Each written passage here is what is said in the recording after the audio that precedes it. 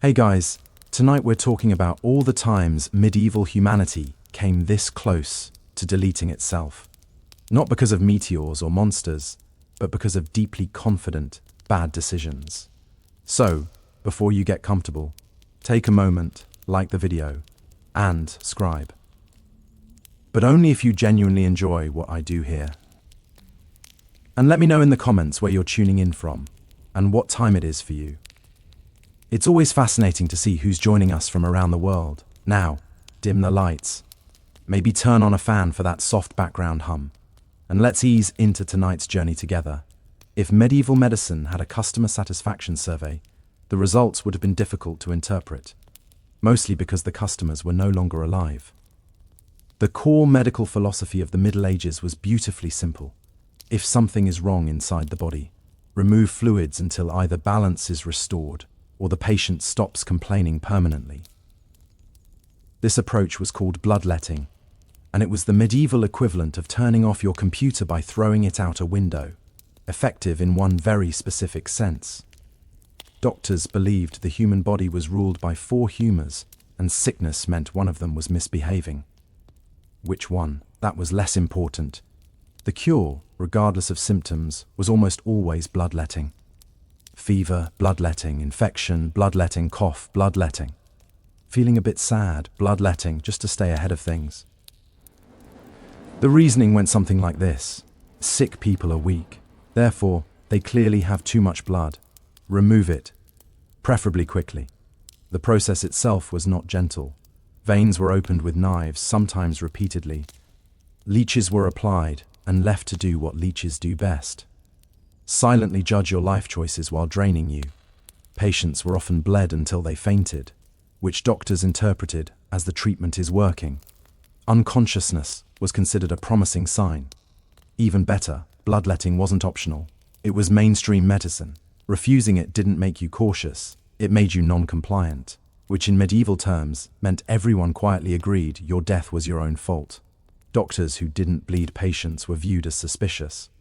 After all, how could someone be cured if they still had all their blood? During epidemics, this practice went from questionable to catastrophic.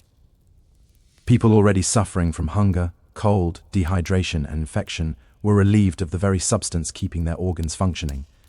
Immune systems collapsed. Recovery became a rumor. The truly impressive part is that medieval doctors often doubled down. If the patient worsened, that simply meant not enough blood had been removed. The solution to a failing treatment was more treatment.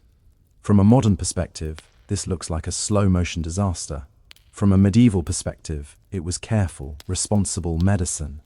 And that's the terrifying part. Humanity didn't just fight disease. It politely escorted it inside, gave it a knife, and said, "Please take your time." And somehow, against every medical instinct, people survived long enough to stop doing this. Once medieval medicine had finished bleeding people into the afterlife, medieval dietary advice stepped in to make sure anyone left standing didn't recover too comfortably. Because when you're already starving, cold, and diseased, the logical next step is to avoid the few foods that might actually help you survive. During famines and outbreaks, medieval authorities warned people against eating fruits and vegetables, not because they were spoiled, but because they were considered too moist. Moist foods, according to medical theory, corrupted the humors. This was taken very seriously. Apples were suspicious. Greens were dangerous.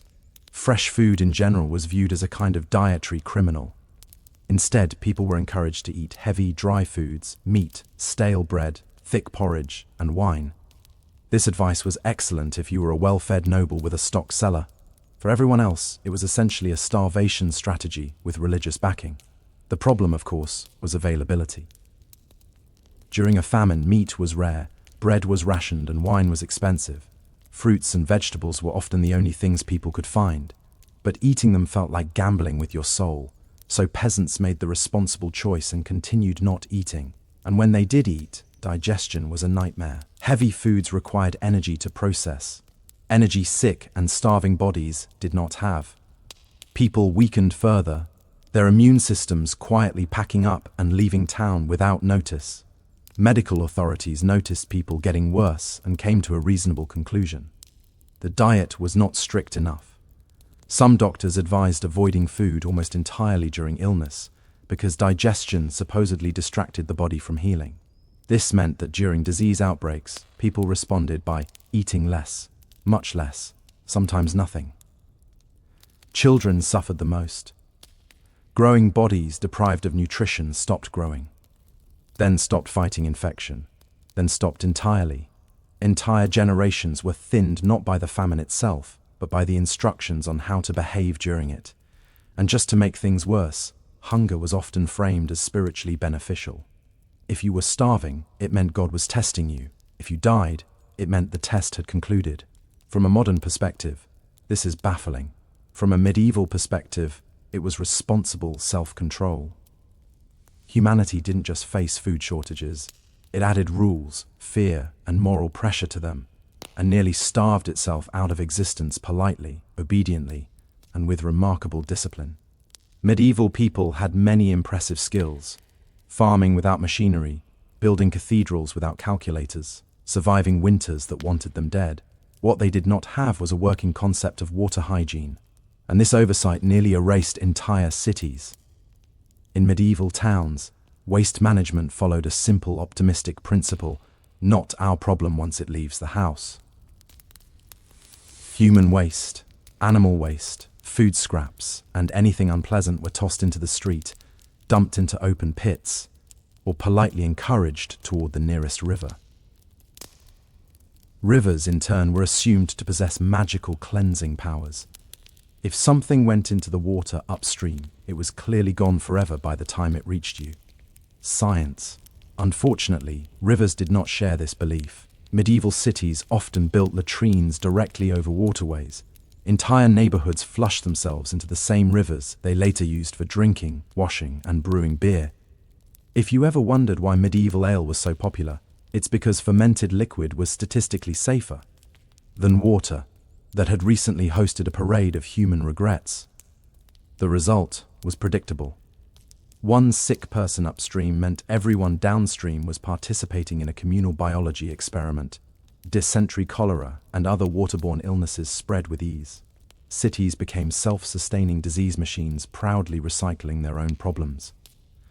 And when outbreaks happened, no one suspected the water. Why would they? Water looked clean. It tasted fine. It wasn't visibly screaming, "I am poison." Instead, blame went elsewhere. Bad air, sinful behavior, foreign influence, or the moon doing something suspicious again. People responded by burning incense, ringing church bells, or fleeing the city, often carrying the disease with them. The water remained untouched, unquestioned, and enthusiastically contaminated. Even attempts at cleanliness made things worse. Washing clothes in rivers added more waste. Slaughterers drained directly into streams. Tanners soaked animal hides in water that later flowed into wells. It was an ecosystem of poor decisions, working together in perfect harmony. The truly astonishing part is that medieval cities knew something was wrong. People noticed patterns. Sickness followed certain water sources. Entire neighborhoods suffered repeatedly. And yet without germ theory, the conclusion was never stop drinking that water. It was something unseen is angry. From a modern perspective, medieval sanitation looks horrifying. From a medieval perspective, it was logical, traditional, and extremely unfortunate. Humanity didn't just poison itself, it did it efficiently, cooperatively, and every single day, one cup at a time. When disease struck medieval Europe, people desperately searched for a cause. Unfortunately, instead of discovering bacteria, they discovered vibes, and the vibes were bad, very bad. Clearly something was to blame. And medieval society decided that something was cats. Cats, you see, had a public relations problem. They were quiet, independent, active at night, and occasionally stared into corners like they knew something you didn't. This made them suspicious. During times of plague, suspicion was enough to earn a death sentence. Cats were associated with witches, demons, heresy, and general moral failure, none of which, unfortunately, are known carriers of disease. So, medieval communities began killing them, a lot of them. This decision was made with confidence. If cats were evil and evil caused disease, then fewer cats meant less disease. This is what passed for epidemiology. Unfortunately, cats were also the main predators of rats, and rats, as it turns out, were deeply involved in the entire plague situation. With cats gone, rat populations exploded.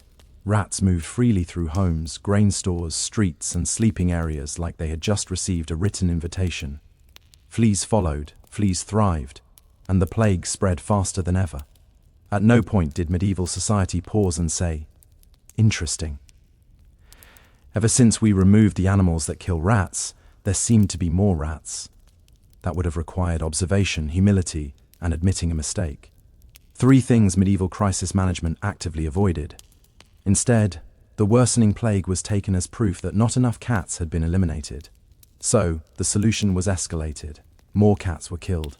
Sometimes dogs, too, just in case. Anything furry and vaguely suspicious became a target.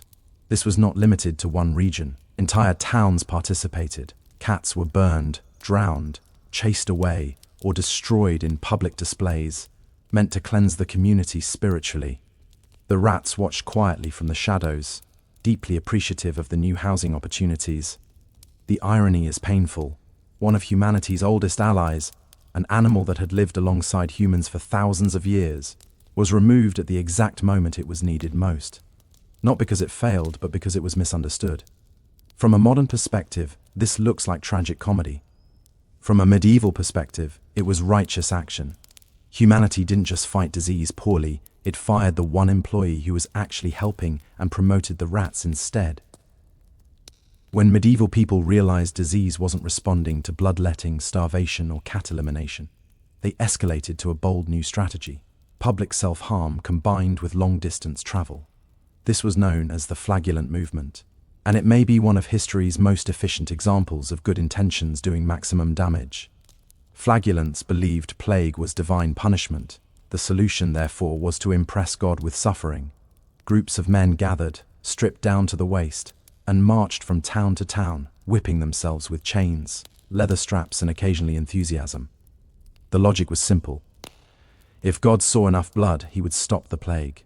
This logic had already failed in hospitals, but hope springs eternal. These processions were not quiet. They were loud, dramatic, and highly contagious spiritually and biologically. Flagellants sang hymns, drew crowds, and moved directly through densely populated towns. Sick people joined, healthy people joined. Everyone stood close together, breathing deeply, sharing air, sweat, and absolutely everything else. The result was predictable. Wherever the flagellants went, plague followed. Towns that had not yet been affected suddenly found themselves hosting a traveling festival of infection. Instead of isolating disease, medieval society turned it into a touring performance. Authorities occasionally tried to stop them. Some church leaders noticed that whipping yourself while spreading death was not in fact working. But by then the movement had momentum. Flagellants didn't trust doctors, priests, or officials. They trusted pain. Pain felt productive. Pain felt meaningful. Pain looked like action. And so they marched on. The psychological appeal was strong. When everything feels out of control, doing something feels better than doing nothing, even if that something is objectively worse. The flagellants gave people purpose, certainty, and a sense of moral superiority, all while unknowingly accelerating population collapse. From a modern perspective, it's horrifying. From a medieval perspective, it was devotion in motion. Humanity didn't just fail to contain disease. It organized it, scheduled it, and sent it on tour. And somehow, miraculously, people still survived long enough to eventually stop doing this. Medieval cities were marvels of human achievement. Towering walls, bustling markets, narrow streets filled with life, commerce, and unfortunately, everyone's bodily fluids. If disease were looking for ideal living conditions, medieval urban planning would have won an award. Cities grew fast and vertically, but not intelligently. Houses were packed together so tightly that neighbors could borrow salt through the window. Streets were narrow, dark, and designed more for shadow than sunlight. Fresh air was considered optional. Ventilation was a rumor. People lived on top of each other because land inside city walls was valuable. The solution was simple: Stack humans like firewood. Multiple families shared single buildings. Animals lived indoors. Chickens wandered through kitchens. Pigs strolled the streets, like they owned the place, which frankly they kind of did. Waste management followed the same philosophy as everything else. Minimal effort, maximum optimism. Refuge was tossed into the street. Chamber pots were emptied out windows with a polite warning if you were lucky. Rain occasionally washed things away, which was considered a complete sanitation plan. When disease entered this environment, it didn't spread, it exploded. Close living meant constant contact. One cough reached 10 people. One fever meant a household outbreak. One infected rat meant an entire block was negotiating with death by the end of the week. Isolation was nearly impossible. Quarantine meant sleeping 6 in farther away from the person coughing directly into your face. And yet, medieval cities believed density was safety. Walls kept enemies out. Crowds meant protection. The idea that humans themselves could be the threat was uncomfortable. Much easier to blame air, stars, or moral decay than admit that living inside a human beehive might have consequences. Even worse, cities attracted people during crisis. When famine or war struck the countryside, peasants flooded into cities seeking food and work. Eed. They found overcrowding, disease, and a fast-track introduction to urban mortality. From the outside, medieval cities looked impressive. From the inside, they functioned like slow-moving incubators. Humanity didn't just suffer from disease, it lovingly constructed the perfect environment for it. Brick by brick, wall by wall, person by person. And still, cities grew, because despite everything, people preferred dying together inside walls than alone outside them. Once medieval society accepted that disease wasn't politely staying inside city walls, it needed something to blame. Unfortunately, germs were invisible, and medieval people did not trust invisible things unless they were angels, demons, or deeply judgmental saints. So instead of fighting disease, they fought people. When plague struck, logic packed its bags and left town. Fear took over, and fear demanded a target. Witches, heretics, foreigners, beggars, healers, midwives, and anyone slightly unusual suddenly became suspicious. If you lived alone, knew herbs, spoke differently, or had a cat before Chapter 4 happened to it, congratulations. You were now a public health threat. Entire communities became convinced that burning the wrong people would somehow disinfect reality itself. Fires were lit, trials were rushed, evidence was optional, confessions were encouraged with enthusiasm. The logic was simple. If we destroy the source of evil, the sickness will stop. The plague, unfortunately, did not attend these meetings. This strategy had several drawbacks. First, it removed people who were often useful. Midwives and healers were targeted precisely because they were present during illness. Killing them reduced care, not disease. Second, executions created crowds. Large, tightly packed, emotionally charged crowds. Exactly the environment disease preferred. Third, persecution caused panic. People fled towns to avoid accusations, carrying disease with them into new regions. Others hid symptoms, afraid that coughing too loudly might earn them a trial. Silence replaced honesty, and illness spread quietly behind closed doors. Worst of all, this approach created a dangerous feedback loop. When disease worsened, it proved guilt had not been punished enough. So, more people were accused. More fires were lit. More communities destabilized themselves in the middle of an epidemic. From a modern perspective, this looks monstrous. From a medieval perspective, it looked like action. It felt righteous. It gave people the illusion of control in a world where everything else was collapsing. Humanity didn't just misunderstand disease. It declared war on imaginary enemies, and in the process helped extinction along quite efficiently. The plague didn't need to fight humans. Humans did most of the work themselves. When medieval medicine wasn't busy removing blood or banning vegetables, it turned to its next great idea: poison, not accidental poison. Intentional, measured, doctor-approved poison. Because if disease was strong, the cure clearly needed to be stronger, ideally lethal, but in a controlled way. Medievalies were less healing centers and more experimental hazards. Remedies included mercury, Arsenic, lead, sulfur, and various mysterious powders scraped from rocks that had never helped anyone ever. These substances were believed to purge illness from the body by forcing it out violently. Vomiting, sweating, diarrhea, all excellent signs. If you felt worse, the medicine was working. Mercury was especially popular. It was shiny, mysterious, and deeply toxic. Three qualities medieval people found very convincing. Doctors prescribed it for skin diseases, parasites, and general bad vibes. Patients who survived the illness often didn't survive the cure. Those who did were rewarded with nerve damage, madness, and a shortened life expectancy. A win by medieval standards. Lead was everywhere. Pipes, plates, cups, cookware, cosmetics, even medicine. Wine was sometimes sweetened with lead compounds, which gave it a pleasant taste and slowly poisoned anyone who enjoyed it regularly.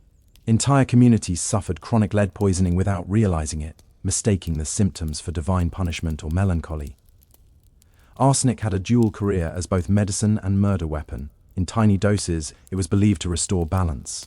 In slightly larger doses, it restored silence. Unfortunately, medieval measurement tools were not precise, and the difference between healing and fatal was often a strong guess and a prayer. What made this especially dangerous was trust.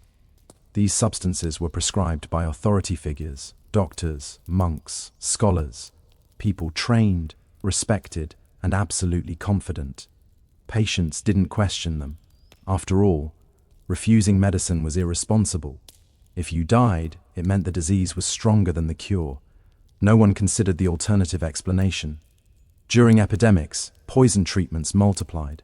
Desperate people swallowed anything recommended. If one remedy failed, doctors tried another, often stacking poisons on top of poisons, turning sickbeds into chemistry experiments with no safety guidelines. From a modern perspective, this is horrifying. From a medieval perspective, it was cutting-edge science. Humanity didn't just fight disease blindly, it fought it with toxins and congratulated itself for being proactive. At a certain point during medieval epidemics, death simply outpaced organization. People didn't stop dying, they just stopped being dealt with properly. And when a society can't keep up with its dead, things get unpleasant very quickly. During major outbreaks, bodies accumulated faster than they could be buried. Graveyards filled, churches overflowed. Coffins became optional. Eventually, corpses were stacked in homes, streets, and public spaces, like unwanted furniture no one knew where to put. This was not a sign of disrespect. It was a sign of exhaustion. Normally, burial involved ritual care and distance from the living. During epidemics, that distance vanished. Families kept dead relatives indoors for days, sometimes longer, waiting for priests, gravediggers, or anyone brave enough to help. The air inside homes grew heavy. The smell announced that something had gone very wrong with the concept of indoors. Mass graves were the emergency solution. Trenches were dug hastily, often near towns, rivers, or wells, because digging far away required time, energy, and optimism, all of which were in short supply. Bodies were layered quickly, covered thinly, and forgotten out of necessity, rather than neglect. This created a problem medieval people did not understand but absolutely experienced. Decay contaminated water sources, insects flourished, animals dug, rain carried everything downhill. Disease didn't just spread, it soaked back into daily life like a terrible memory that refused to leave. Ironically, fear of the dead made things worse. People believed corpses carried spiritual danger, so they avoided touching them. This delayed burials even further. The dead became untouchable while the living continued sharing the same spaces, breathing the same air, drinking the same water. In some towns, carts were sent through streets to collect bodies. The call was simple and efficient: bring out your dead. People complied quietly because arguing required energy they didn't have. Death became routine, familiar, almost administrative. And yet, despite all of this, the response was rarely, "We need to change how we handle this." It was more often, "This is horrible, therefore, it must be inevitable." From a modern perspective, leaving corpses among the living looks catastrophic. From a medieval perspective, it was unavoidable. No one had the systems, the manpower, or the knowledge to do better. Not yet. Humanity didn't just struggle against death. It lived beside it, slept near it, and slowly learned the hard way that ignoring decay does not make it go away. At some point, medieval people noticed a troubling pattern. When someone got sick, everyone around them soon followed. This observation was correct. The conclusion they drew from it, however, was complicated. Isolation felt cruel, unchristian, borderline suspicious. If someone was ill, the moral response was not distance, it was closeness. Family members gathered around the sick bed. Friends visited. Neighbors stopped by to offer prayers, advice, and germs.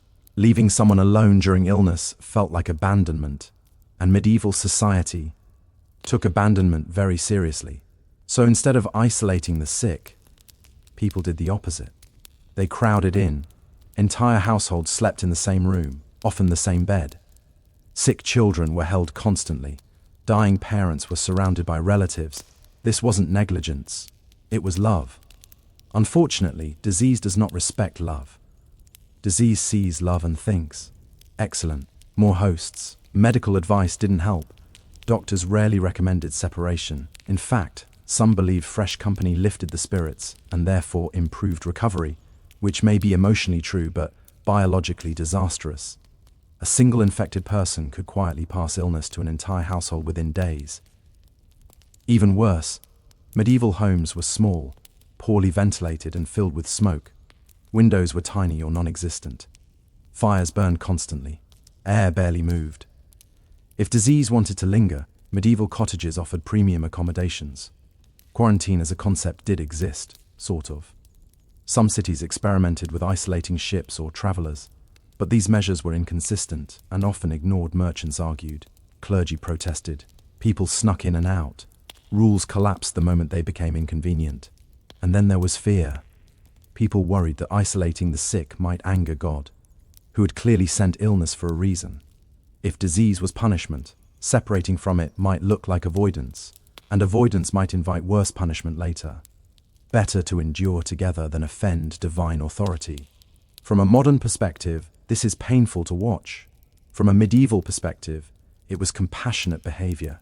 Society chose emotional unity over biological survival without realizing it was making the worst possible trade.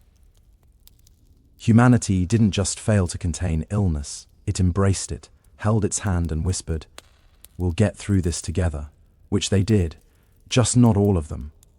Even when medieval people weren't actively starving themselves on medical advice, they were still quietly losing the long game against nutrition. For most of the population, hunger wasn't a crisis, it was a background feature, a constant hum of not quite enough, day after day, year after year, generation after generation. The average medieval diet was repetitive, seasonal, and aggressively beige. Bread formed the foundation of life. If you were lucky, it was fresh. If you were not, it was hard enough to qualify as a building material. Vegetables came and went with the seasons. Meat was rare, saved for special occasions, holidays, or moments when an animal died inconveniently and had to be eaten quickly. This meant that most people lived in a permanent state of nutritional deficiency. They were not starving dramatically, they were starving slowly, quietly, politely, the kind of hunger that doesn't kill you outright. It just makes you weaker, shorter, sicker, and far less capable of surviving the next disaster. Children grew up underfed. Their bodies adapted by growing less. Shorter stature, weaker bones, and compromised immune systems became normal. Adults carried those deficits into adulthood, where a minor infection could become fatal simply because the body had no reserves left to fight with. Then came the bad years, crop failure, harsh winters, war, floods. Famine didn't arrive alone. It arrived on top of an already weakened population. People who had survived decades of almost enough suddenly faced definitely not enough. And bodies that had been running on empty had nothing left to give. Ironically, the social response often made things worse. During shortages, people hoarded. Markets collapsed. Prices spiked. The poor were priced out of survival while watching food exist just out of reach. Malnutrition turned into mass death, not because food didn't exist, but because access did not. And through it all, hunger was normalized. People didn't complain much. Complaining implied expectation, and expectation implied entitlement. Hunger was framed as moral discipline, spiritual testing, or simply the natural order of things. From a modern perspective, this looks like systemic failure. From a medieval perspective, it was life as designed. Humanity didn't just face famine. It lived perpetually one bad harvest away from collapse, and somehow survived, thin, tired, and astonishingly resilient. If disease and hunger didn't finish the job, medieval warfare was always waiting patiently in the background, sharpening a sword and burning a village just to stay busy. War in the Middle Ages was not a brief interruption of peace. It was a lifestyle, a recurring subscription humanity never managed to cancel. Medieval wars rarely ended cleanly. Armies didn't fight one decisive battle and politely go home. They marched back and forth across the same countryside for years, sometimes decades, destroying the exact resources civilians needed to survive. Crops were trampled or burned, wells were poisoned, livestock was stolen or slaughtered. The goal wasn't just to defeat the enemy, it was to make the land itself unlivable. For peasants, this meant famine on demand. You could survive disease 1 year, hunger the next, and then wake up to find soldiers politely turning your entire livelihood into ashes, because your village happened to exist between two arguing nobles. Armies were also excellent disease delivery systems. Soldiers lived in close quarters, traveled constantly, and brought sickness wherever they went. When they passed through towns, they didn't just take food and shelter, they left behind infections. War didn't cause plagues, it distributed them. Civilians fled violence into forests or cities, creating overcrowding wherever they went. Refugees packed into already struggling towns, pushing sanitation and food systems past collapse. Cities became pressure cookers of hunger, fear, and disease. While the countryside lay ruined, and when wars finally paused, the damage didn't magically disappear. Fields took years to recover. Seed grain had been eaten. Tools were gone. Skilled laborers were dead. Even peace was exhausting. What made this especially dangerous was frequency. Medieval people didn't experience one war per generation. They experienced several. Border conflicts, succession wars, feuds, crusades. Conflict was constant enough that recovery often never fully happened before the next disaster arrived. From a modern perspective, this looks like systemic madness. From a medieval perspective, it was normal politics. Humanity didn't just suffer war. It normalized it, built systems around it, and then wondered why populations kept collapsing. That medieval people survived at all is less a testament to strategy and more a testament to sheer stubborn refusal to disappear. Medieval homes were warm, smoky, and deeply committed to damaging your lungs. Fire was essential for survival, but medieval architecture treated smoke like a mild suggestion rather than a lethal problem. Chimneys were optional, ventilation was theoretical, and fresh air was something you experienced briefly while going outside to fetch water and question your life choices. Most peasant homes had an open hearth in the center of the room. The smoke from this fire did not exit efficiently. Instead, it lingered. It curled around rafters, sank back down, and filled living spaces with a thick haze that made your eyes water and your throat feel like it had personally offended the fire. This was not considered dangerous. This was considered cozy. People lived, slept, cooked, and worked in this environment every day. Children grew up breathing smoke the way modern people breathe city air. Coughing was normal. Burning eyes were normal. Headaches were normal. If you couldn't see clearly across the room, that just meant the fire was doing its job. Over time, this constant exposure took a toll. Chronic respiratory problems were widespread. Lungs weakened, immune systems suffered. When epidemics arrived, these damaged lungs became perfect entry points for illness. What might have been survivable in a healthier body became fatal in one already struggling to breathe. Ironically, smoke was also believed to be protective. Some people thought it purified the air or drove away evil influences. So, when disease appeared, the solution was sometimes more smoke, extra fires, more incense, less oxygen. If the plague didn't get you, the atmosphere might. And remember, homes were small. Entire families slept in the same room, sometimes the same bed, wrapped in blankets saturated with smoke.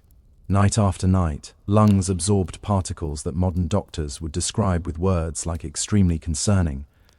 From a modern perspective, medieval indoor living looks like a public health disaster. From a medieval perspective, it was survival. Cold killed faster than smoke, at least in the short term.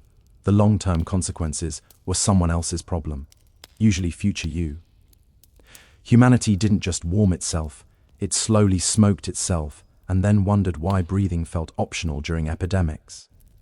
The miracle isn't that medieval people suffered from respiratory illness. The miracle is that they survived long enough to eventually invent chimneys that actually worked. One of the most dangerous things medieval people ever did wasn't burning cats, drinking sewage, or bleeding patients until they fainted. It was something far quieter and far more persistent. They trusted tradition more than evidence. And tradition, unfortunately, had a very impressive body count. In medieval society, knowledge wasn't something you tested, it was something you inherited. If an idea was old, it was correct. If it came from an authority figure, it was unquestionable.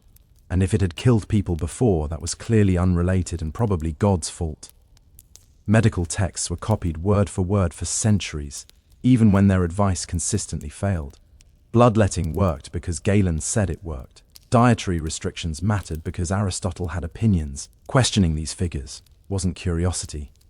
It was arrogance. And arrogance, everyone knew, was much more dangerous than dying of preventable illness. Observation did happen. People noticed patterns of the time. They saw that certain treatments made patients worse. They noticed that some towns got sick more often than others. They realized that certain water sources caused problems. But observation without permission meant nothing.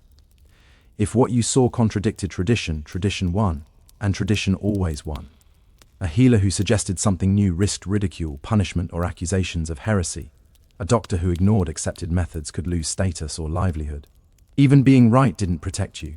In fact, being right too early was suspicious. Why were you questioning wisdom passed down for generations? What were you hiding? This created a world where deadly ideas survived longer than people. Practices that harmed patients continued, simply because they had always been done. Progress moved at the speed of copying manuscripts by candlelight, and only if the copyist approved of the idea. The truly dangerous part was confidence. Medieval society wasn't uncertain.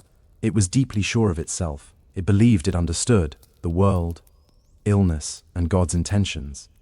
And that certainty delayed improvement far longer than ignorance ever could have. From a modern perspective, this looks like stubbornness. From a medieval perspective, it was respect. Respect for elders, for tradition, for authority, even when that authority was quietly leading everyone toward extinction. Humanity didn't just struggle against nature. It handcuffed itself to old ideas and refused to let go, even as the cost became painfully obvious. By the end of it all, the most astonishing thing about medieval humanity is not how close it came to extinction. It's that it didn't actually manage to pull it off. Given the bloodletting, starvation, poisoned medicine, sewage drinking, cat extermination, plague parades, crowded cities, endless wars, smoky lungs, and unwavering loyalty to terrible ideas. Survival should not have been on the table. And yet, here we are. Medieval people didn't survive because their systems worked. They survive because humans are remarkably stubborn creatures who keep reproducing even when everything else is going wrong. Survival wasn't engineered. It wasn't planned. It happened in the cracks between disasters, in the pauses between bad decisions, in moments where someone accidentally did the right thing for the wrong reason. Progress came slowly and usually by accident. Someone noticed that isolating the sick sometimes helped. Someone realized certain water sources made people ill. Someone stopped bleeding patients because too many died immediately afterward. These changes didn't arrive as revolutions. They crept in quietly, often without explanation, long before theory caught up. What truly saved medieval people wasn't intelligence. It was adaptation under pressure. When a practice became so deadly that it threatened entire communities, it eventually softened, shifted, or quietly disappeared. Not because society admitted it was wrong, but because continuing it became impossible to ignore, and even then, change was resisted every step of the way. The Middle Ages were not a story of ignorance versus enlightenment. They were a story of humans trapped inside belief systems that once made sense, slowly realizing those systems were killing them, and then arguing about it for several centuries. From a modern perspective, it's easy to laugh. From a historical perspective, it's sobering because medieval people weren't uniquely foolish. They were doing what humans always do, trusting what feels familiar, obeying authority, clinging to explanations that offer comfort, and avoiding uncertainty at all costs. They almost went extinct, not because they were weak, but because changing how you think is harder than surviving another bad year. In the end, humanity didn't escape the Middle Ages by brilliance alone. It escaped by surviving long enough to question itself. And honestly, that's still how it works today. At the very center of Norse belief stood all, not as a symbol, but as the literal structure holding existence together. To the Vikings, the cosmos was not an abstract void of stars and emptiness. It was a living system, organic and fragile, bound together by a colossal ash tree whose roots and branches touched every corner of reality. If Yggdrasil failed, everything failed with it. The tree rose from the depths of existence, its trunk impossibly vast, its bark weathered by ages older than memory, its branches stretched outward and upward, cradling worlds like fruit on a limb. These branches were said to creak and groan, not from wind, but from the weight of fate itself. The Vikings imagined the universe as something that could be heard, strained, and slowly worn down over time. Yggdrasil was not serene or benevolent. It was constantly under attack. Serpents gnawed at its roots. A dragon chewed endlessly at its base. Deer stripped its leaves. Decay was not an accident. It was built into the system. The Vikings believed that existence was never stable, never safe, and never eternal. Even the structure holding the cosmos together was slowly dying. At the base of Yggdrasil lay sacred wells, each tied to a fundamental force of reality. One was the well of wisdom, guarded fiercely and paid for in sacrifice. Another was the well of fate, where the destinies of gods and men alike were carved into existence. These waters fed the tree, but they also reminded the gods that knowledge and destiny came at a cost. Importantly, Yggdrasil did not separate gods from humans or the living from the dead. All were connected through the same structure. The Vikings saw themselves not as spectators in the universe, but as participants standing on one of Yggdrasil's branches. Their lives mattered, but not because they were protected, because they were exposed. This worldview shaped everything. If the cosmos itself was fragile, then struggle was natural. If even the gods could not stop decay, then courage mattered more than survival. Yggdrasil taught the Vikings that existence was temporary, interconnected, and constantly threatened. And that meaning came not from permanence, but from how one endured while the tree still stood. From the branches and roots of Yggdrasil emerged the 9 worlds, each one a complete reality of its own, yet never fully separate from the others. To the Vikings, the universe was not layered neatly or arranged logically. It was tangled, overlapping, and sometimes leaking into itself, much like the tree that held it all together. Closest to the gods was Asgard, a fortified world of halls, feasts, and endless preparation for war. This was not a paradise of peace, but a stronghold. Even the gods lived behind walls, knowing that enemies would one day come for them. Asgard existed high among Yggdrasil's branch, Hes, but height did not mean safety. It meant responsibility. Below it lay Midgard, the world of humanity. Midgard was not central because humans were important. It was central because humans were vulnerable. Surrounded by oceans and encircled by a massive serpent, Midgard was exposed to chaos on all sides. The Vikings believed their world was constantly under threat, balanced between order and destruction, never fully secure. Beyond Midgard were harsher realms. Jotunheim was a land of giants, ancient beings who embodied chaos, raw nature, and unstoppable forces. Giants were not evil in a moral sense. They were inevitable. Storms, winters, earthquakes, and famine all belonged to their domain. Conflict between gods and giants was not about good versus evil, but control versus collapse. Far below, wrapped around the roots of the tree, lay darker worlds. Niflheim was cold, silent, and lifeless, while hell received those who died without glory. Death was not punishment here. It was simply another destination, another branch on the tree. Crucially, these worlds were not sealed off.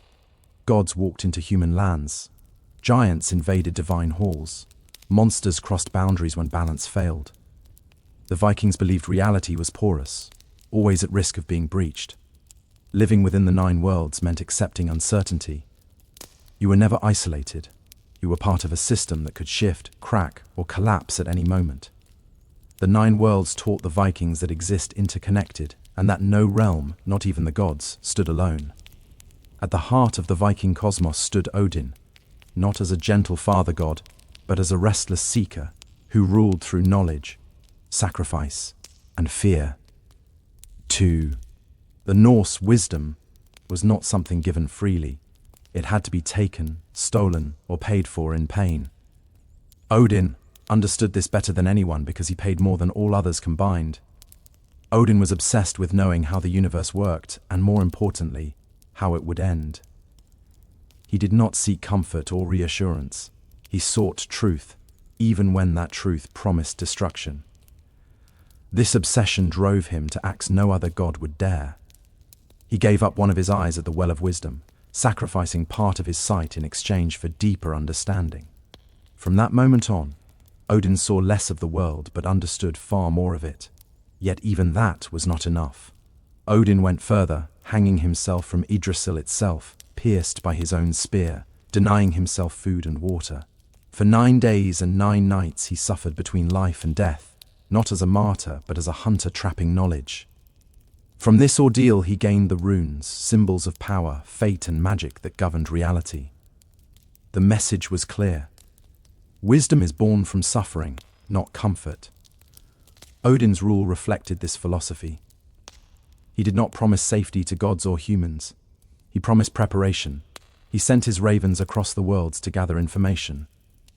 He filled Valhalla not with the innocent, but with the violent and the brave warriors who could fight when the end came.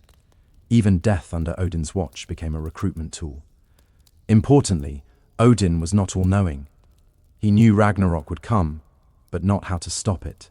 His wisdom revealed limits, not solutions. This made him deeply tragic. The most knowledgeable being in the cosmos was also the one most aware of inevitable failure. To the Vikings, Odin embodied a harsh truth about existence. Understanding does not save you, it only prepares you. The universe was not built to reward goodness or punish evil. It rewarded awareness, courage, and endurance. By worshipping Odin, the Vikings accepted a worldview where pain had purpose, sacrifice had meaning, and ignorance was the greatest weakness. Odin did not offer peace. He offered clarity. And in a universe balanced on the edge of destruction, clarity was the most valuable thing of all. In Norse mythology, the cosmos was not held together by harmony, but by tension. The gods themselves existed in a permanent state of conflict, especially with the giants, ancient beings who represented chaos, wilderness, and forces beyond control. This struggle was not a moral battle between good and evil. It was a structural necessity. Without conflict, the universe would collapse. The gods of Asgard were not immortal, perfect beings. They aged, they feared death, and they relied on constant effort to maintain order. Among them stood Thor, the blunt force of the cosmos. Where Odin sought knowledge, Thor delivered violence. His hammer was not a symbol of justice, but of containment. Each time he crushed a giant, he was not winning a war. He was delaying disaster. Thunder, storms, and earthquakes were seen as echoes of this endless struggle spilling into the human world. Opposite the gods stood the giants, beings older than Asgard itself. They were not villains plotting domination. They were nature unbound. Cold winters, raging seas, wild forests, and hunger all belonged to them. The giants existed to push against order, to test it, weaken it, and eventually break it. The Vikings understood that chaos could not be destroyed, only resisted. Between these forces moved Loki, a figure who embodied instability itself. Loki was not loyal, nor purely hostile. he was contradiction.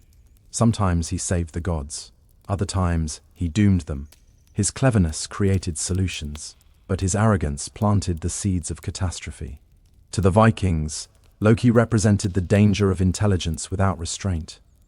The kind of cleverness that solves one problem while creating 10 more. This constant friction shaped the universe. Peace was temporary. Victories were brief. Every feast in Asgard existed because another battle was coming. The gods knew this. That is why they never sought to eliminate their enemies entirely. Total victory would mean stagnation, and stagnation meant decay. For the Vikings, this cosmic conflict mirrored real life. Storms ruined crops, winters killed livestock, war was inevitable, survival depended on strength, adaptability, and readiness, not hope for lasting peace. The universe, as they believed it, was a battlefield in slow motion. Order and chaos pushed against each other endlessly, and existence survived only in the narrow space between them. Above gods, giants, and humans alike ruled a force even the strongest could not challenge. Fate. The Vikings believed that everything, every birth, battle, and death was already woven into existence. This power was embodied by the Norns, 3 ancient beings who lived at the roots of Yggdrasil, quietly shaping reality itself. The Norns were not gods, and they were not evil.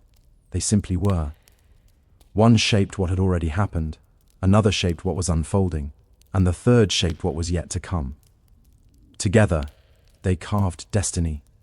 It's not only for humans, but for the gods themselves. Even Odin, with all his sacrifice and knowledge, could not rewrite what the Norns had decided. He could see fate approaching, but he could never stop it. This belief made Norse mythology brutally honest. There was no illusion of escape. Death was not a punishment for failure, nor was survival a reward for virtue. You lived exactly as long as you were meant to live. What mattered was not how long your thread lasted, but how tightly it was woven. This is why courage mattered so deeply to the Vikings. If the ending was fixed, then fear was pointless. Running from fate did nothing but waste the time you were given. Facing it directly, weapon in hand, gave meaning to existence. A warrior who died screaming was pied. A warrior who died standing was remembered. Nowhere was this clearer than in the Viking view of death itself. Those who fell bravely in battle were carried to Valhalla, not to rest, but to prepare. Every day they fought, bled, and died again, only to feast and rise once more. Valhalla was not paradise. It was training for the final catastrophe. Fate, in Norse belief, did not exist to be avoided. It existed to be met properly. Even the gods knew how the story would end. They knew betrayal was coming. They knew monsters would break free. They knew the cosmos would burn. And yet they prepared anyway. This worldview taught the Vikings something rare and unsettling. Meaning does not come from winning. It comes from standing firm when defeat is certain and choosing to face the end without flinching. All of Norse cosmology bent toward a single unavoidable event, Ragnarok. This was not a surprise ending or a sudden catastrophe. Ragnarok was embedded into creation itself from the very beginning. The Vikings believed the universe was born with an expiration date, and every age, every war, and every omen was a slow step toward that final collapse. Ragnarok was not triggered by one mistake or one act of evil. It began with imbalance. Bonds weakened, promises broke, natural order frayed. Winters grew longer and cruel. Brothers turned on brothers. The world did not end in fire alone. It ended in moral decay. To the Vikings, social collapse and cosmic collapse were reflections of the same process. As Ragnarok approached, the monsters long restrained by the gods would finally break free. Fenrir, the monstrous wolf bound by trickery, would snap his chains and devour everything in his path. His jaws were said to stretch from earth to sky, consuming gods as easily as men. At the same time, Jormungandr, coiled around Midgard, would rise from the sea, flooding the land and poisoning the sky with his breath. From the underworld would march the dead, led by Hel, while giants would storm the heavens, crossing shattered boundaries that once kept reality intact. Even the sun and moon would not escape. They would be devoured, plunging the world into darkness. The gods did not misunderstand Ragnarok. They knew exactly what it meant: defeat. Not a close battle, not a tragic victory, an absolute end. Odin would be swallowed by Fenrir. Thor would kill the world's serpent only to collapse, poisoned moments later. No sacrifice, no wisdom, no strength could prevent this outcome. What makes Ragnarok remarkable is not its destruction, but the response to it. The gods did not flee. They did not beg fate for mercy. They armed themselves, gathered their allies, and marched toward a battle they knew they would lose. To the Vikings, Ragnarok was not a failure of the gods. It was the ultimate proof of honor. Knowing the end did not excuse inaction. Meaning came from resistance, not survival. The universe would burn, but it would burn standing. In the Norse worldview, death was not a mystery to be feared. It was a destination already accounted for. The universe was built with endings in mind, and death was simply one more transition along Yggdrasil's branches. What mattered was not avoiding death, but earning the right kind of ending. The most famous destination was Valhalla, Odin's great hall. But Valhalla was never meant for everyone. It was reserved for those who died bravely in battle, weapon in hand, meeting violence with defiance. Even then, Valhalla was not rest. The dead warriors, the Einherjar, fought each other every day, killing and being killed, only to rise again by nightfall to feast and prepare. Death was not the end of struggle. It was recruitment. Alongside Valhalla existed Folkvanger, ruled by Freyja. Half of the fallen were said to go there instead, though little was known about what awaited them. This uncertainty mattered. The Vikings did not obsess over mapping the afterlife. They accepted that not everything was meant to be understood. For those who did not die in battle, there was hell. Contrary to later Christian ideas, hell was not a place of punishment. It was quiet, cold, and colorless, a reflection of deaths without glory. Farmers, children, the elderly, and the sick all ended there. Their fate was not shameful, just unremarkable. The Vikings did not see hell as evil. They saw it as absence. This belief system created a stark moral hierarchy. Glory was earned through action, not goodness. A kind man who died quietly might be loved, but he would not be celebrated. A violent man who faced death unflinching would be remembered. Memory mattered more than morality. Death rituals reflected this mindset. The dead were buried with weapons, tools, and symbols of identity, not because they would use them, but because they defined who the person was. To die stripped of your story was worse than dying violently. In the end, Norse belief did not promise justice after death. It promised recognition. You would not be judged, you would be remembered or forgotten. To the Vikings, dying well meant meeting the inevitable with dignity. The universe would end. Life would end. But how you face that ending would echo longer than your breath ever could. Even after the destruction of Ragnarok, Norse mythology did not end in silence. When the flames died down and the seas withdrew, the universe was not erased. It was transformed. This final belief reveals something crucial about how the Vikings understood existence. Destruction was never absolute. It was a passage, not a conclusion. After Ragnarok, the world was said to rise again from the waters, cleansed but scarred. The earth would become green once more. Crops would grow without being sown. The sky would clear. This was not a return to innocence. It was survival after catastrophe. The new world carried memory, not forgetfulness. Some gods would endure. Balder, whose unjust death helped trigger the end, would return from the underworld, symbolizing renewal and restored balance. His presence did not undo the past, but it softened it.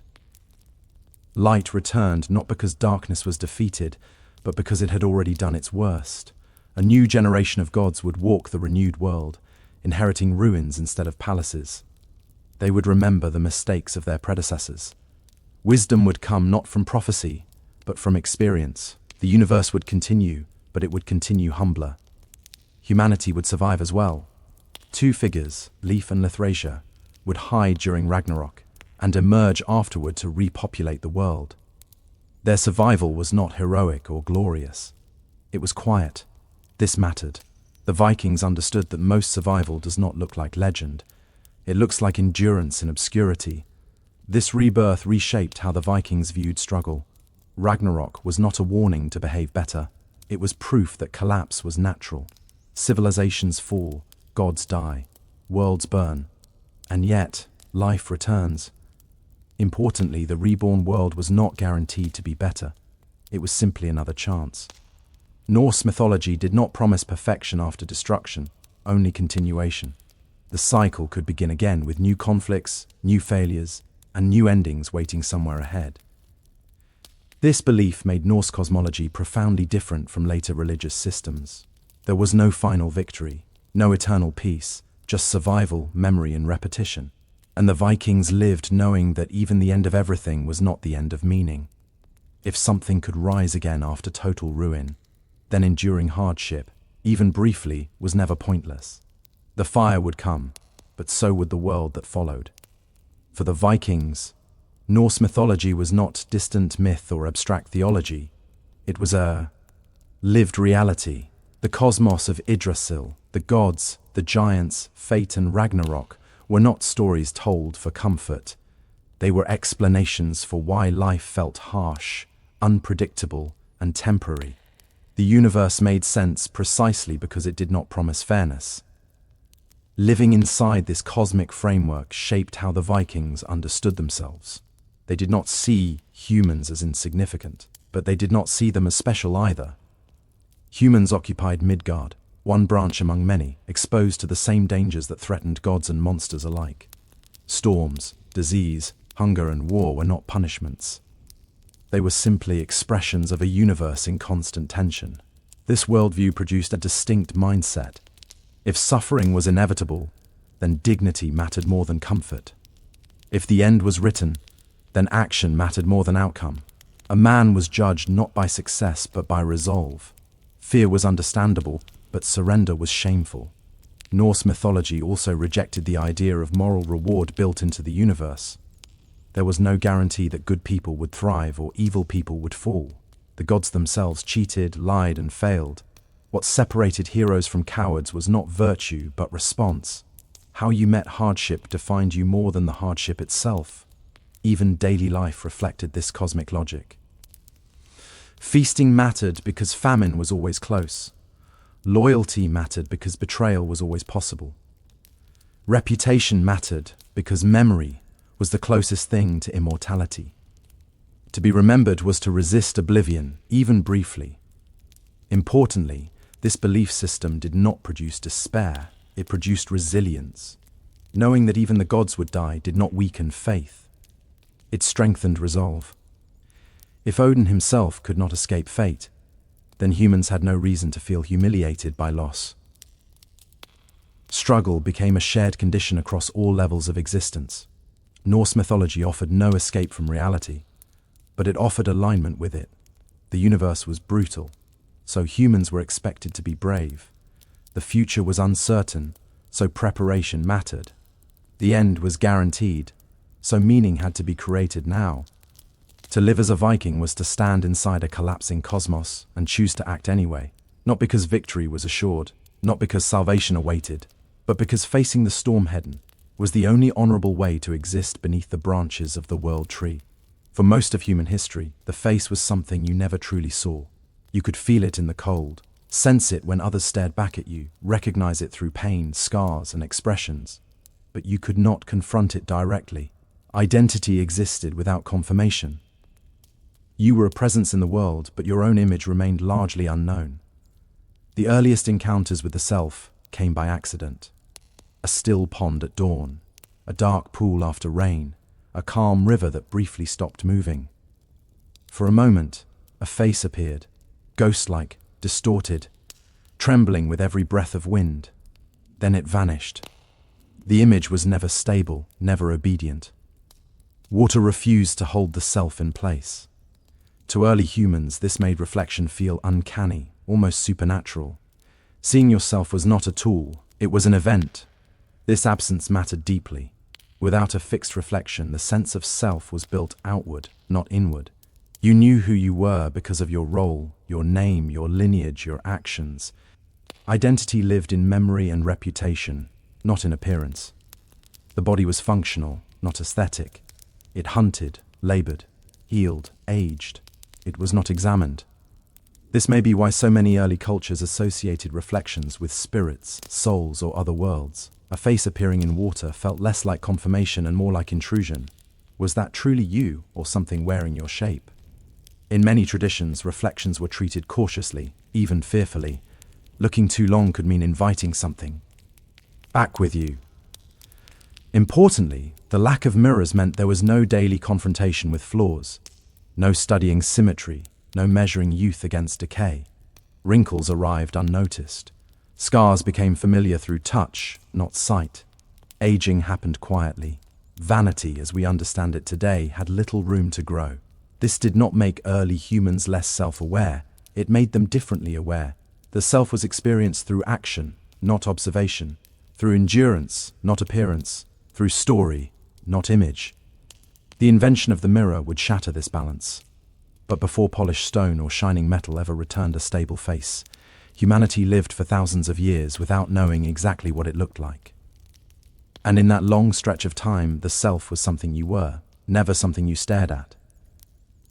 The first deliberate mirrors were not made of glass or metal. They were born from stone, dark, volcanic, and sharp. Polished obsidian, used as early as 6,000 years ago, offered humanity its first reliable way to see itself without distortion. For the first time, reflection became intentional. Unlike water, obsidian did not ripple. It did not disappear when touched. It held the face steady. This alone was revolutionary. A human could now stand still and watch themselves remain. The image was dark, dim, and imperfect, but it was recognizably human. But these mirrors were rare and powerful objects. Obsidian had to be mined, shaped, and carefully polished. Not everyone owned one. In many societies, mirrors were tied to ritual, status, and authority. To look into one was not casual, it was meaningful. Reflection was something you prepared for. Psychologically, this changed everything. The moment a person saw their own face clearly, they gained distance from themselves. You were no longer only inside your body, you could observe it. This created a split that had never fully existed before. The observer and the observed. The self became something you could inspect. This likely felt unsettling. Early mirror users were not trained to interpret their own appearance. Seeing your face reversed, staring back silently may have felt confrontational or even threatening. Many cultures treated mirrors as spiritual tools, portals, or objects capable of holding souls. Breaking a mirror was not just damage, it was danger. Obsidian mirrors were often used in ceremonies, divination, and burial rites. They were associated with truth, but also with otherworldliness. The dark surface did not flatter, it did not shine brightly, it absorbed light, giving reflections a shadowed, almost dreamlike quality. Seeing yourself in obsidian was less about beauty and more about recognition. For the first time, humans could notice asymmetry. One eye slightly higher, a scar shaped differently than remembered, facial expressions seen rather than felt. This introduced a new kind of self-awareness, visual self-awareness, and with it came the earliest seeds of self-consciousness. Once the face could be studied, it could be judged. Once it could be judged, it could be compared. Obsidian mirrors did not just show people who they were. They quietly introduced the idea that the self could be evaluated from the outside. As societies learned to shape metal, mirrors evolved from dark stone into shining bronze. These new mirrors reflected more light, more detail, and more authority. Unlike obsidian, bronze mirrors were bright, deliberate, and unmistakably human-made. They did not feel mystical in the same way. They felt controlled. Bronze mirrors first appeared in ancient civilizations across Mesopotamia, Egypt, China, and the Mediterranean world. They were expensive, fragile, and difficult to maintain. Polishing was constant. Tarnish was inevitable. Owning a mirror now meant labor, time spent preserving your own reflection. This alone turned mirrors into symbols of status. Most people still lived their entire lives without ever seeing their own face clearly. Mirrors belonged to elites, priests, nobles, rulers. Reflection became selective. Who got to see themselves and how often was tied directly to power. To know your face was in a sense a privilege. Psychologically, bronze mirrors introduced something new: image management. Unlike obsidian, bronze offered clarity. Expressions were readable, features sharper. The face became something that could be adjusted, hair could be arranged, jewelry placed intentionally. The body began to be curated, not just inhabited. This mattered deeply in hierarchical societies. Rulers understood that appearance communicated authority. A controlled face suggested control over the world. Calm expressions signaled dominance. Mirrors allowed elites to rehearse themselves to align their outward image with the role they needed to play. At the same time, bronze mirrors quietly intensified self-scrutiny. The brighter the reflection, the harder it was to ignore flaws. Lines, scars, asymmetries, all became visible. The mirror did not just show who you were.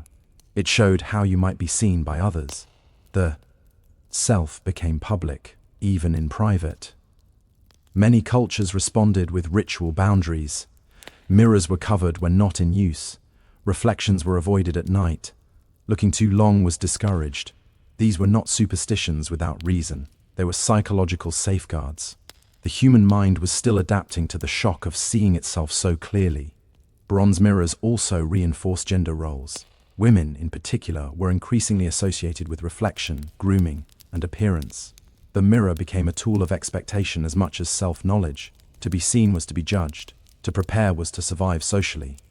With bronze, the mirror stopped being a rare confrontation and became a tool of identity maintenance. The self was no longer just discovered. It was maintained. The invention of glass mirrors transformed reflection from a privilege into a habit. Unlike obsidian or bronze, glass did not darken the face or distort it through uneven polish. It returned an image that felt precise, stable, and unforgiving. For the first time, humans could see themselves as others, likely saw them clearly, repeatedly, and without ceremony. Early glass mirrors were still rare, but once production techniques improved, reflections slowly moved into daily life. Homes, workshops, and later public spaces began to contain mirrors. The self was no longer encountered occasionally. It was encountered constantly. This repetition changed the human mind. With glass mirrors came accuracy, pores, wrinkles, and minute expressions became visible. There was no shadow to hide behind, no blur to soften the image. The face stopped being symbolic and became anatomical. People began to recognize themselves not just as roles or reputations, but as visible objects in the world. This precision intensified self-awareness into self-monitoring. You could now check your appearance at will, adjust posture, practice expressions, smile until it looked convincing, frown to see how it landed. The mirror became a rehearsal space for social interaction. Identity became something you could practice before presenting it. Psychologically, this marked a major shift. The self was no longer something that emerged through experience alone. It was something managed through observation. The internal sense of who you were began to compete with the external image staring back at you. For some, this created control. For others, anxiety. Glass mirrors also changed how time was experienced. Aging, once gradual and easy to ignore, became visible day by day. A new line here, a sag there. The mirror introduced comparison not only with others but with your past self. Memory gained a visual rival. Importantly, mirrors did not simply reveal reality. They standardized it. A normal face began to exist. Symmetry became desirable. Deviations became noticeable. Beauty standards, once fluid and cultural, started to harden around what the mirror consistently showed. The mirror was no longer neutral. It became an authority. This did not happen because glass mirrors were cruel, but because they were consistent. They showed the same face every day, whether you felt strong or weak, confident or afraid. They offered no emotional filter. With glass, humanity crossed a threshold. The self became something that could be observed, corrected, compared, and perfected. And once reflection became precise, it became impossible to Once mirrors became common, something subtle but profound happened inside the human mind.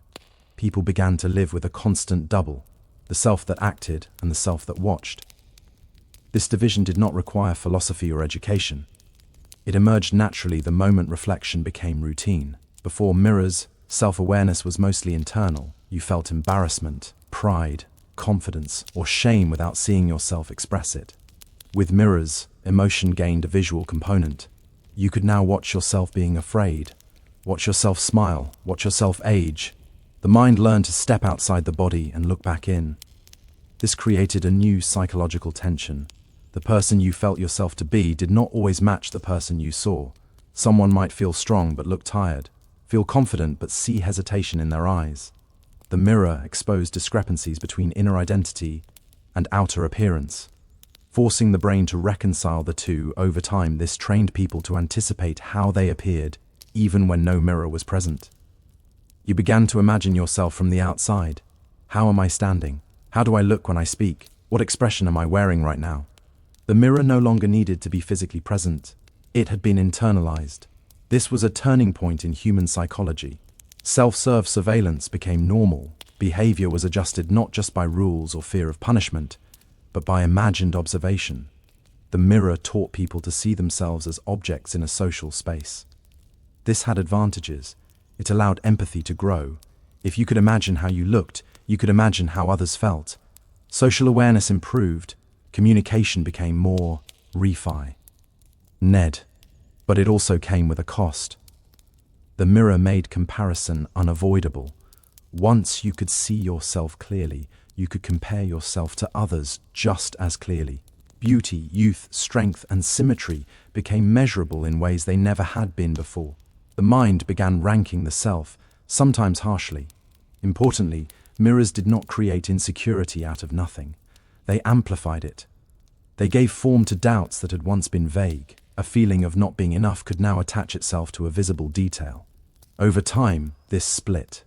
The lived self and the observed self became a permanent feature of human consciousness. You were no longer just being, you were watching yourself be.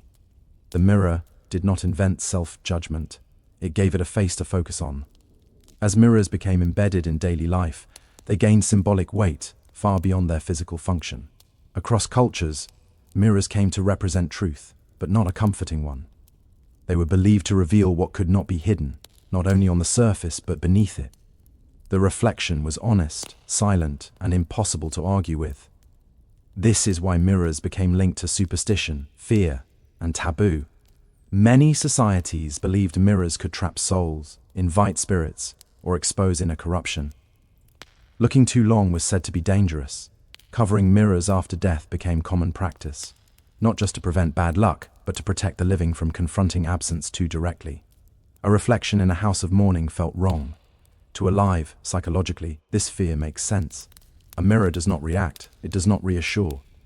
It simply returns what is presented to it. This can feel unsettling because humans are wired to read intention in faces. A face that looks back without emotion breaks that expectation. It feels inhuman. Mirrors also forced confrontation with change. You could lie to yourself about who you were becoming, but the mirror could not. Each day it quietly documented decline, growth, stress, or exhaustion. This gave mirrors a reputation for cruelty, even though they were doing nothing more than recording time. In religious and philosophical traditions, mirrors became tools for self-examination. To look at yourself was to face truth stripped of narrative. No story, no excuse, just presence. Some embraced this, others avoided it. The mirror became a test. Interestingly, mirrors were rarely treated as neutral objects. They were decorated, framed, ritualized, or hidden. Humans tried to soften the psychological impact by controlling the context in which reflection occurred. Even today, lighting and angles matter. We instinctively manipulate mirrors to manage how much truth we receive. Mirrors also created anxiety around identity. If your reflection changed, did that mean you had changed? Or had you always been that way, only now noticing? The mirror introduced doubt into self-perception. The self was no longer stable. It was observable and therefore questionable. This tension made mirrors powerful narrative devices in myth and storytelling. They revealed monsters, truths, curses, and transformations. Not because they caused change, but because they revealed it. The fear surrounding mirrors was never really about superstition. It was about being seen by something that could not be persuaded, negotiated with, or fooled. As mirrors became more widespread, they quietly shifted from tools of awareness into tools of discipline. reflection stopped being something you encountered occasionally and became something built into daily routines. You did not just see yourself, you checked yourself. This is where the mirror began to shape behavior before it happened. You adjusted posture preemptively. You softened expressions. You corrected habits not because someone else was watching, but because you imagined how you would look if they were. The mirror trained anticipation over time. This created a powerful feedback loop. The body acted, the mirror reflected, the mind evaluated, and the body adjusted again. Identity became something constantly edited. The self was no longer static. It was a draft. This had profound social consequences. Norms of appearance hardened. Cleanliness, grooming, posture, facial expression all became moralized. Looking put together implied discipline. Looking unkempt implied failure. The mirror helped turn appearance into evidence of character. Importantly, this control did not need authority figures to function. No ruler had to enforce it. The mirror did the work silently. Once standards were internalized, people enforced them on themselves. Shame became private, correction became automatic. This is why mirrors flourished alongside urbanization and complex societies. Large populations require predictability. Mirrors help produce it. When people monitored themselves, they behaved in more socially acceptable ways. The mirror became part of the machinery of order. But this also narrowed acceptable ways of being. Difference became more visible. Deviation became harder to ignore. Bodies that did not fit expectations were no longer just different. They were visibly different. The mirror did not create exclusion, but it made exclusion measurable.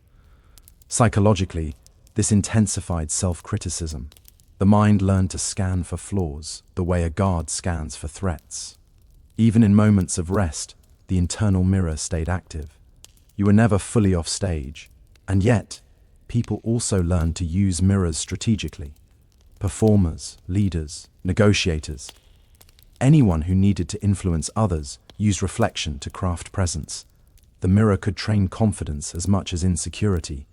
It sharpened self-awareness into self-command. By this point, the mirror was no longer a passive object. It shaped posture, emotion, and behavior long before action occurred. Humans were not just seeing themselves, they were governing themselves through the image that stared back. At some point, the mirror stopped needing to be in the room at all. Its function had already moved inside the mind. People learned to picture themselves constantly from angles they could never physically see. This was the final transformation of reflection. The mirror became internal. You began to imagine how you looked while speaking, walking, laughing, even while alone. The self was now accompanied by an invisible observer, always present, always evaluating. This was no longer about appearance alone. It extended to behavior, emotion, and thought. Am I acting correctly? Am I reacting the right way? Do I look like the person I believe myself to be? This internal mirror reshaped identity at its deepest level. Personality became performative, even in private.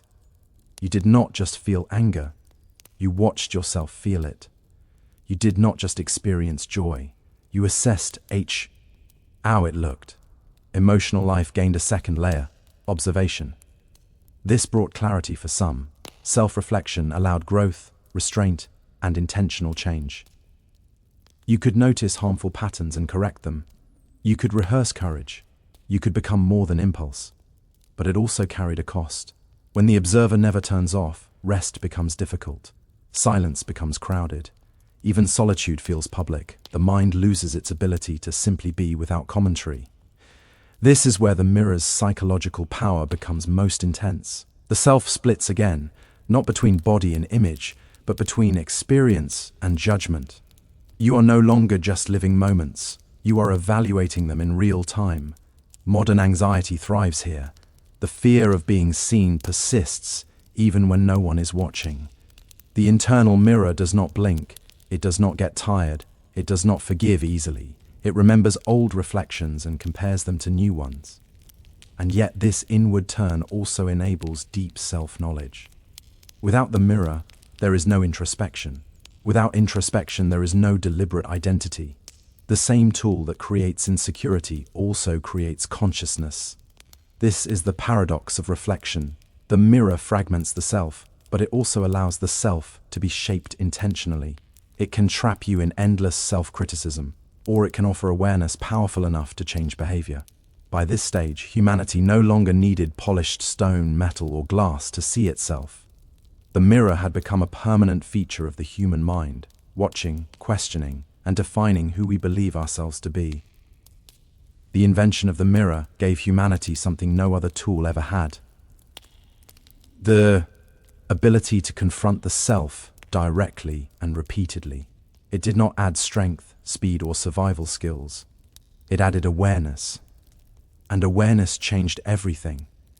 Once humans could see themselves clearly, identity became something visible. The self could be examined, improved, doubted, and reshaped. This brought growth. It allowed empathy, self-correction, and intention. People could align how they felt with how they appeared. They could become deliberate versions of themselves. But this gift came with a cost. Seeing yourself meant judging yourself, remembering yourself, comparing yourself. The mirror made the self measurable, and measurement invites hierarchy. Beauty, youth, and symmetry became currencies.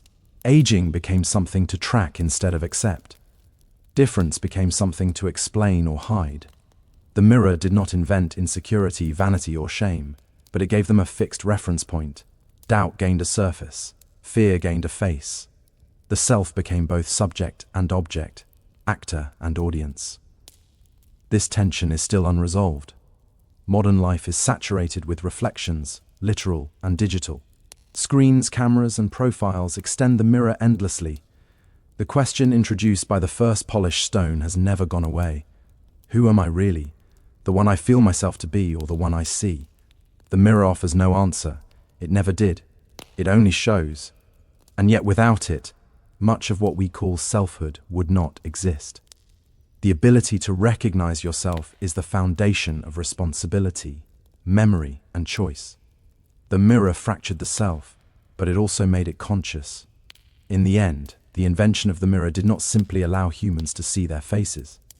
It forced them to live, themselves as visible beings in the world. To be human now means to carry that reflection everywhere, sometimes as insight, sometimes as burden. The mirror remains what it always was: silent, precise, and indifferent. It does not tell you who you are. It only asks you to look. By the late Renaissance, Italy was saturated with beauty and restless because of it. Painting had reached astonishing realism. Architecture had learned to command space and emotion. Poetry could shape entire worlds with language alone. Yet music, for all its sophistication, still hovered on the edges of storytelling. It enhanced moments, but it did not yet carry them. Music existed everywhere, but rarely at the center. In churches, it elevated prayer. In courts, it flattered power. In streets and taverns, it entertained. What it did not do, at least not fully, was sustain drama. Characters did not live and change through music. Stories were spoken or sung, but never truly embodied by sound. At the same time, Italian thinkers were gripped by a powerful idea that the ancient Greeks had once achieved something greater. Scholars believed that Greek tragedy had united poetry, music, and performance into a single overwhelming experience.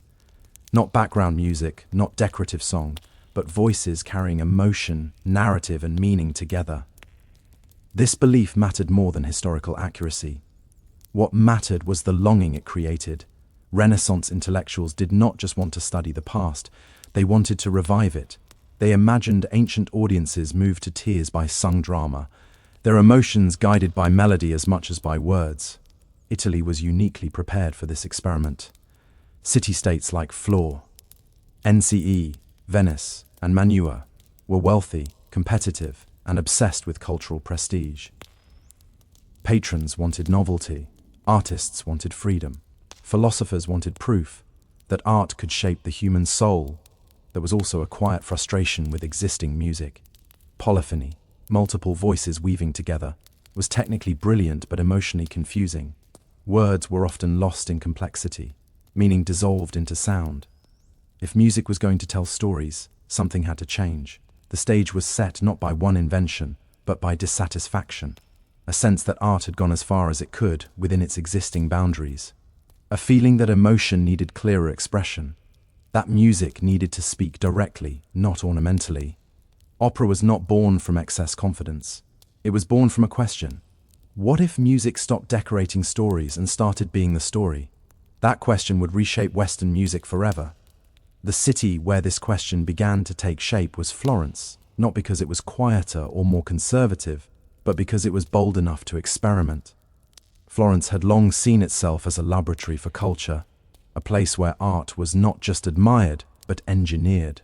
If a new form was going to be invented, it would happen here. At the center of this experimentation was a small group of poets, musicians, and philosophers who met in private homes rather than public theaters. They were later called the Florentine Camerata. What united them was not a shared style, but a shared frustration. They believed contemporary music had become too complex, too tangled in technical display to express genuine human emotion. Their core idea was radical for its time. Music should serve the words, not overpower them. They argued that ancient Greek drama had been sung in a simple, speech-like style where melody followed natural language. Whether this was historically true mattered less than the conviction behind it. They wanted music that spoke. This was dangerous territory. Renaissance music prized polyphony, the interweaving of multiple independent vocal lines. It was mathematically elegant, intellectually impressive, and deeply respected. To suggest abandoning it was to challenge centuries of tradition. Yet the Camerata pushed forward anyway. They imagined a new vocal style where a single voice carried the text clearly, supported by minimal harmony. This approach would allow listeners to understand every word, every emotional shift. Music would no longer blur meaning, it would sharpen it. What they were proposing was not just a technical change, it was a philosophical one. They believed emotion was central to art, and that art's purpose was to move the listener's inner state. If music failed to do that, no amount of complexity could redeem it. This idea reframed the role of the performer. Singers were no longer just voices within a texture. They became characters, individuals, bearers of narrative weight. The audience in turn was invited to listen differently, not for cleverness, but for feeling. Florence provided the perfect environment for such a risky experiment. Wealthy patrons funded trials, small audiences tolerated failure. Artists were encouraged to test ideas rather than repeat formulas. The Florentine Camerata did not set out to invent opera as a genre. They set out to solve a problem, and in doing so, they opened a door that could never be closed. Again. Ideas alone were not enough. If music was truly going to become drama, someone had to risk putting theory on a stage. That step was taken at the very end of the 16th century, when composers began creating works that sat uneasily between music, speech, and theatre, things that did not yet have a name. One of the first to attempt this was Jacopo Peri, a musician working in Florence under noble patronage. Peri was not trying to invent a spectacle. He was trying to test an idea. Could a single voice shaped like heightened speech carry an entire story? The result was something new and strange. Instead of multiple voices intertwining, one character sang at a time. The melody followed the natural rise and fall of spoken Italian, stretching certain syllables, tightening others. This style came to be known as recitative, not fully song, not fully speech, but something suspended between the two. Early audiences did not hear these works as polished masterpieces. They heard them as experiments. The music was sparse, the accompaniment minimal, the drama intimate. But something unprecedented was happening. Characters were no longer pausing the story to sing, they were singing the story itself. This solved a major problem. Words could finally be understood. Emotion could unfold in real time. Music stopped interrupting drama and began serving it. A character's hesitation, grief, or anger could now stretch across musical time instead of being spoken and forgotten. These early operas often drew on mythological subjects, especially Greek stories. This was intentional. Myth provided emotional weight without requiring realism. Audiences already knew the endings. The focus was not suspense, but expression. How it felt to move toward fate. Importantly, these first works were not written for large public theatres. They were performed in courts and private spaces for educated listeners who were willing to listen carefully. Opera began not as popular entertainment but as intellectual art. There were doubts. Some found the style monotonous. Others missed the richness of polyphony. But even critics sensed something irreversible had begun. Once music learned how to speak clearly, it could no longer go back to being decorative alone. These early experiments were fragile, imperfect, and limited, but they proved one essential thing. A human voice, given enough space and intention, could carry an entire world. The early experiments proved that sung drama was possible. What they had not yet proven was that it could be powerful. That transformation came with Claudio Monti, the composer, who turned a fragile concept into a living art form. Monti understood something his predecessors only sensed. If opera was going to survive, it could not remain an academic experiment. It had to move people. Emotion had to come first, even if rules were broken along the way. Where earlier composers had treated music cautiously, Monti treated it like a weapon, bending harmony, rhythm, and melody to serve feeling. His operas did not merely present stories. They breathed.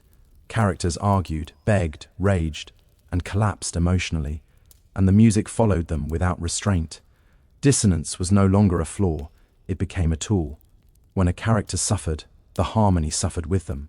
When desire surged, the music stretched beyond polite boundaries. Monti also expanded the orchestra. Instruments were no longer just support. They became emotional commentators, coloring scenes with tension, tenderness, or dread. Silence itself became meaningful. A pause could wound as deeply as a note. This shift changed how audiences experienced opera. They were no longer listening politely. They were being pulled into the inner lives of characters.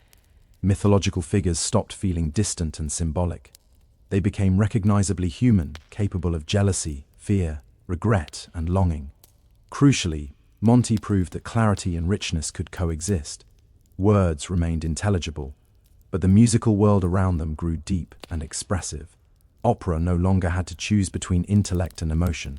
It could command both. This was the turning point. After Monteverdi, opera was no longer a question mark. It was a viable, compelling form capable of growth. Composers across Italy took notice.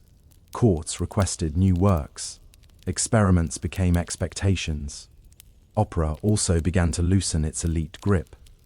While still expensive and exclusive, it was no longer confined to philosophical circles. Its emotional power made it accessible even to listeners who did not understand its theoretical origins. What Monteverdi achieved was not perfection, but momentum. He showed that opera could evolve, absorb influences, and deepen over time. Once audiences had felt music think, desire, and suffer on stage, there was no returning to simpler forms. Opera was alive now, and living things do not stay contained for long. Once opera proved it could move hearts, it needed a new home, one less restricted than princely courts and private salons. That home became Venice, a city unlike any other in Italy. Venice was wealthy, crowded, theatrical by nature, and most importantly, public. Here, opera would change forever. In Venice, opera left the world of exclusive patronage and entered the marketplace. Public opera houses began to appear, funded not by a single ruler, but by ticket sales. This single shift transformed the art form. For the first time, opera had to appeal not just to elites, but to paying audiences with varied tastes and expectations. This changed what stories were told and how they were told. Mythological subjects remained popular, but they were reshaped for drama, spectacle, and emotional immediacy. Plots became more complex. Characters became more extreme. Love, betrayal, disguise, jealousy, and revenge dominated the stage. Opera leaned into excess because excess sold. Music adapted accordingly. Recitative still carried the story forward, but arias grew in importance. These moments allowed characters to pause the action and explore emotion in depth. The audience came to expect them. Singers became stars, admired not just for their voices, but for their personalities and expressive power. Venice also transformed staging. Opera houses invested in elaborate sets, moving scenery and visual effects.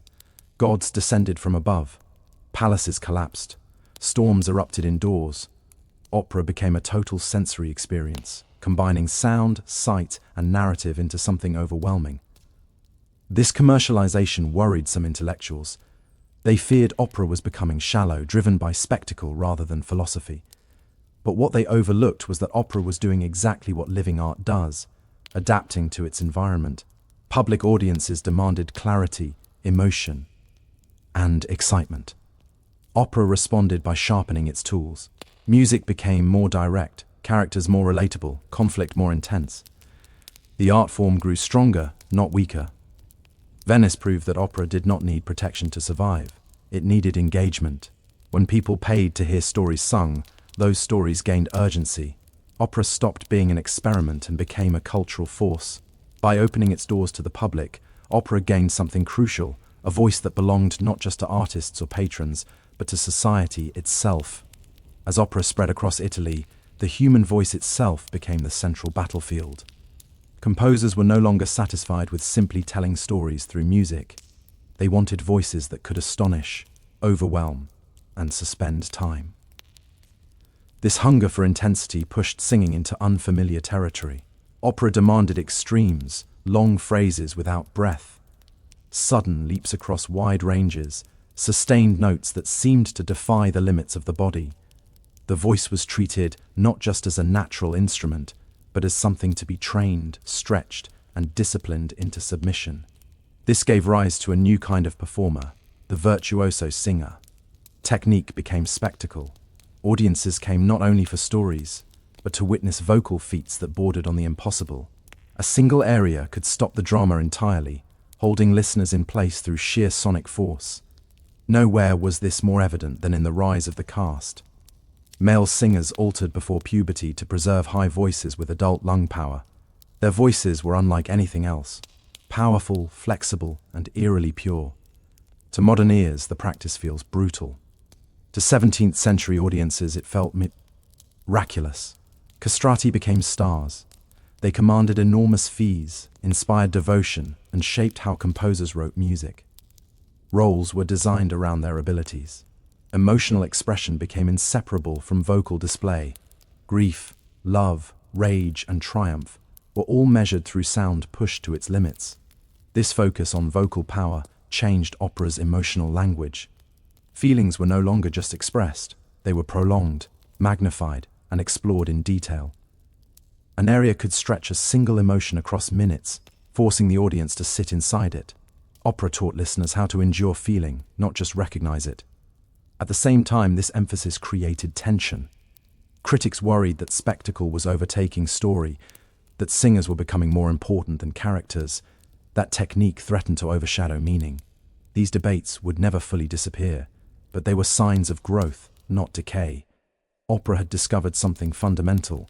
The human voice, when disciplined and unleashed, could carry emotion more directly than any instrument. It bypassed intellect and went straight to the body. By pushing voices beyond ordinary limits, opera expanded the emotional range of art itself. It asked not just what stories could be told, but how much feeling a human being could be made to contain and release through breath alone. As opera matured, its freedom began to demand structure. The early years had been experimental, even chaotic, but widespread popularity created new pressures. Audiences wanted clarity, singers wanted showcases, composers needed balance. Out of this tension emerged a more defined dramatic architecture. Opera began to separate its emotional functions.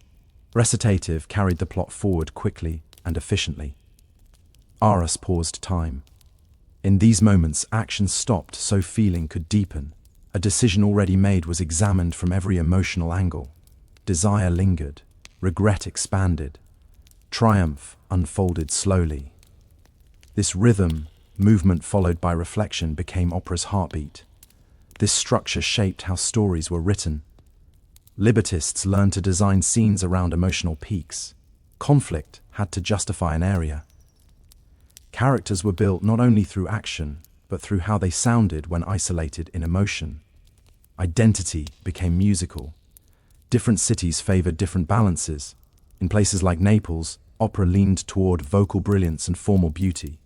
Drama served the music. In other centers, emotional realism carried more weight. These regional styles competed, borrowing from one another, refining the form through rivalry.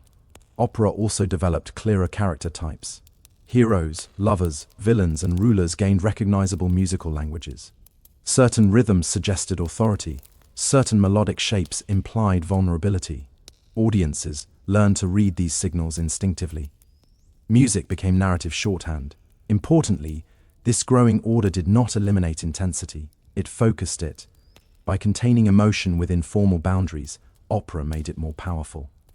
A single area placed at the right moment could resonate longer than constant musical motion ever could.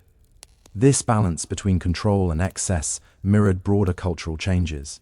Europe was organizing itself politically, socially, aesthetically. Opera reflected this shift.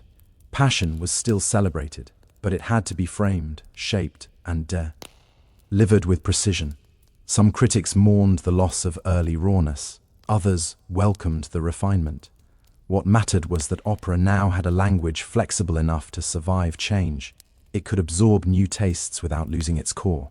By learning how to pace emotion, opera secured its future. It was no longer dependent on novelty or shock. It could build tension, release it, and leave audiences changed. The art form had found its shape. Now, it only needed time to carry it forward. By the early 18th century, opera had outgrown the conditions that created it. What began as a specifically Italian solution to a Renaissance problem, how to fuse music and drama, had become something far larger. Opera was no longer an experiment, it was an export. Italian opera traveled with astonishing speed. Composers, singers, and impresarios moved from city to city, carrying scores, techniques, and expectations with them. Italian became the dominant language of opera, even in places where no one spoke it fluently. Audiences learned to feel emotion through sound before they understood the words. This spread changed opera's function. In Italy, opera had been a living conversation between philosophy, music, and society. Abroad, it became a symbol of refinement, power, and cultural prestige. Courts across Europe built opera houses not just for entertainment, but to signal sophistication.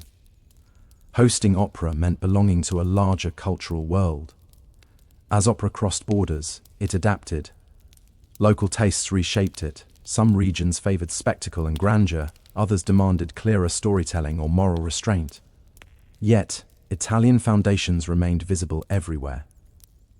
The emphasis on voice, the alter, nation of recitative and aria. The belief that music could embody emotion more truthfully than speech. This expansion also intensified debate. Was opera meant to impress or to move? Should singers dominate or should drama lead? These arguments followed opera wherever it went. But conflict did not weaken the form, it sharpened it. Each challenge forced composers to refine their approach. Italian opera's success revealed something important about human psychology. People did not need to understand every word to feel invested. The voice itself carried meaning. Tone, tension, breath, and silence communicated emotion directly. Opera proved that feeling could travel faster than language. At the same time, opera's spread marked a turning point in how art circulated. It was no longer bound to a single place or elite group. It moved through networks of theaters, patrons, and audiences. Opera became one of the first truly international art forms. Yet, even as it transformed abroad, opera never fully severed itself from its Italian origins. The belief that music should serve drama, that voices should embody emotion, remained its core logic. No matter how ornate or restrained it became, opera carried this founding principle within it. What began in small Florentine rooms now echoed across continents. Opera had escaped its birthplace, but it never escaped the idea that gave it life, that human stories deserved voices large enough to contain them. The birth of opera in Italy was not the creation of a genre, so much as the creation of a new way of thinking about art. Before opera, music and drama existed beside each other. After opera, they became inseparable. Sound was no longer decorat, ion. It became language. Opera proved that music could do more than accompany emotion. It could be emotion. A trembling phrase could replace a paragraph of dialogue. A held note could express indecision, desire, or despair more clearly than speech ever could. In doing so, opera changed how audiences understood truth on stage. Authenticity was no longer about realism. It was about emotional accuracy. This shift reshaped performers as well. Singers were not merely interpreters of notes, they became vessels of feeling, expected to merge technique with psychology. A convincing performance required more than a powerful voice. It required understanding why a character sang the way they did. Opera demanded that emotion be disciplined, not improvised. It also reshaped audiences. Listening became active. To follow an opera, you learn to read musical cues, to anticipate emotional turns, to sit inside extended moments of feeling. Opera trained patience. It asked listeners to stay with emotion longer than everyday life allowed. Most importantly, opera introduced a lasting idea that art could heighten reality without escaping it. The stories were often mythical, exaggerated, or implausible, but the emotions were recognizably human. Love hurt the same way. Loss sounded the same way.